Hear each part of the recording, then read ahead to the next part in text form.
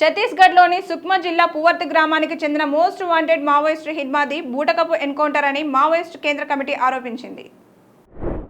తెలంగాణలో భారీగా ఐపీఎస్లను బదిలీ చేస్తూ ప్రభుత్వం ఉత్తర్వులు జారీ చేసింది. 32 మంది ఐపీఎస్లను బదిలీ చేసింది. భారత రాష్ట్రపతి ద్రౌపది ముర్ము హైదరాబాద్ చేరుకున్నారు. ప్రత్యేక విమానంలో బేగంపేట విమానాశ్రయానికి చేరుకున్న రాష్ట్రపతికి గవర్నర్ జిష్ణుదేవ్ వర్మ, ముఖ్యమంత్రి రేవంత్ రెడ్డి స్వాగతం పలికారు. పాకిస్తాన్లోని పంజాబ్ ప్రావిన్స్ ఫైసలాబాద్లో ఒక గ్లూ తయారు చేసే ఫ్యాక్టరీలో భారీ పేలుడు సంభవించింది. బాయిలర్ పేలి సుమారు 15 మంది మృత్యువాత పడ్డారు.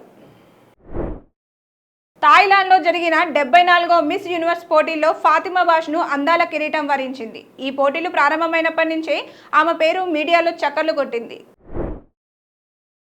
కర్ణాటక కాంగ్రెస్ ప్రభుత్వంలో నాయకత్వ మార్పు ప్రచారానికి ఎట్టకేలకు తెరపడింది. ముఖ్యమంత్రిగా 5 ఏళ్లు సిద్ధరామయ్య కొనసాగుతారని డిప్యూటీ సీఎం డీకే శివకుమార్ స్పష్టం చేశారు. ప్రభాస్ నటిస్తున్న romantic comedy horror movie the Raja Saab first single rebel Saab ను నవంబర్ 23న విడుదల చేసిందని ప్రకటించింది. నిర్మాతలు ఈ కొత్త పోస్టర్తో అప్డేట్ను పంచుకున్నారు.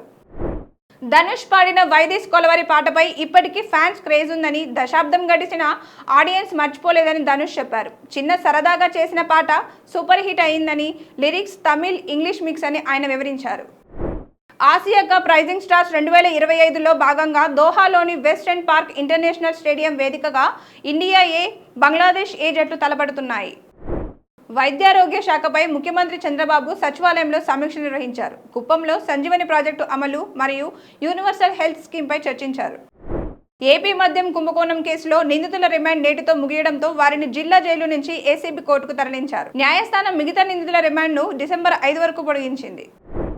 అనకాపల్లి జిల్లాలో ఆంగ్ల ఉపాధ్యాయురాలు జోష్నాబాయ్ మృతి చెందడం పట్ల హోంమంత్రి అనిత దిగ్భ్రాంతి వ్యక్తం చేశారు. Please subscribe to the channel and download the Politicos app from the links in the description.